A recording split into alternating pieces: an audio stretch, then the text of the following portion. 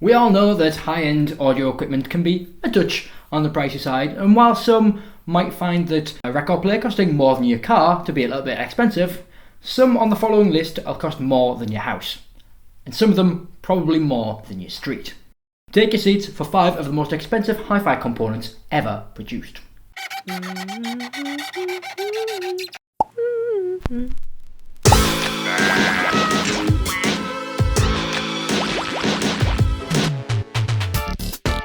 For many of us, headphones are a great way to listen to music because of their inherent affordability.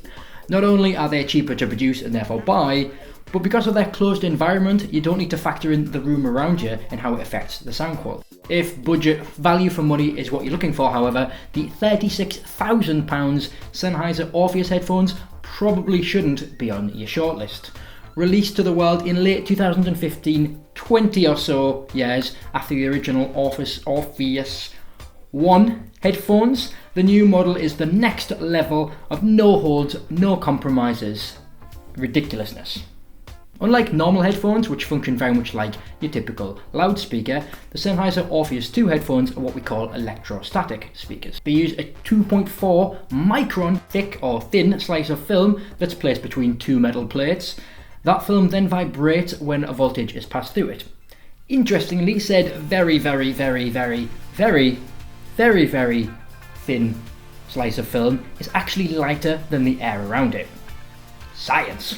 But you don't just get a pair of incredibly expensive headphones. Oh no, you get an incredibly expensive marble valve cum transistor amplifier to lovingly caress your music from your source to your ears. And while £36,000 might be out of the price range of most of us, they generally say they're worth a little listen. Hey, and Sennheiser, if you are listening, I will be more than happy to do a review. What would you do with $55,000? Holiday of your dreams? Perhaps a very nice car? Some diamond encrusted iPhone earbuds perhaps? All of the above? Well, for just shy of that, at an exceptionally good value, $54,999, that's around £45,000, how about some new speaker cables? Introducing 3 meters of MIT Oracle V1-5-HR-ultra-wide cables.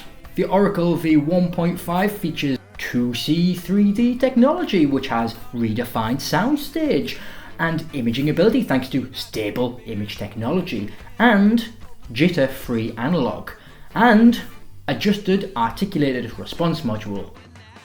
All those acronyms gotta sound good. Sadly, it'll never quite allow me to articulate just how bloody expensive these speaker cables are. You'd be forgiven for suspecting that the AV design house Derenville VPM 2010-1 turntable, priced at a spleen-rupturing £460,000, has the look more in line with a Doctor Who prop than a turntable. While we can safely assume that the Derenville probably sounds quite nice, it also comes with a host of features that your everyday turntable lacks. The Derenville has a camera on it that scans the grooves of your records, allowing you to choose whichever track you fancy listening to at that particular point, at the push of a touchscreen button, no less. That same combination of camera and touchscreen allows you to monitor all kinds of crazy information about the turntable, such as how long you've been listening, the speed that it's currently playing back, and much more apparently. It can also adjust the VTA of the cartridge, the vertical tracking alignment, on the fly, which is actually really friggin' cool. We can also be fairly certain that when our robot overlords do arise to finally take their overlordship of the land, the Derenville will be at the forefront. So let me ask you something. How many watts do you need in your system? How about 20,000? How about 6 times that? That's 160,000. If you think that'll be just about enough power for you, then you should certainly consider the Plethora Opera Only, especially if you want to feel like Captain Picard or Captain Shepard. At just under 2 meters tall, you can quite literally get inside it, and when it starts it's like a 12-sided cylindrical kind of thing, but when you activate it, it turns into some kind of sci-fi reactor core that opens up and allows you to get all inside it. Weird. Thus far, £1,275,000 have been invested into the creation of this behemoth, but sadly it's not actually for sale. So if you were thinking about it, you're probably not going to be able to upgrade to one of these. However, that's probably for the best because just one of them can probably power the entire of the British Isles. What kind of expensive anything list would be complete without a little bit of bling? Well, how about 50 kilograms of bronze? 50 kilograms of bronze speakers. Well, forget about them.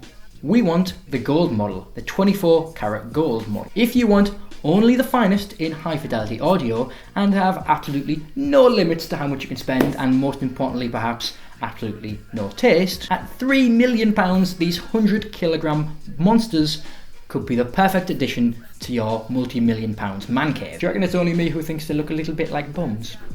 The Heart Audio D&W Aural Pleasures are designed to function kind of like church bells. Either way, resonance is involved and apparently it's very good, hence the original bronze design. Apparently to get the most out of these speakers, you need an amplifier with a little bit of oomph to get the bass going. So if you are looking for recommendations, I would definitely have a look at the Plethora Opera Only. So what do you think of these absolutely stupidly expensive bits of hi-fi? Would you like any of them? Do you think they're all ridiculous? Give me a thumbs up if you've enjoyed this video and subscribe if you want to see more.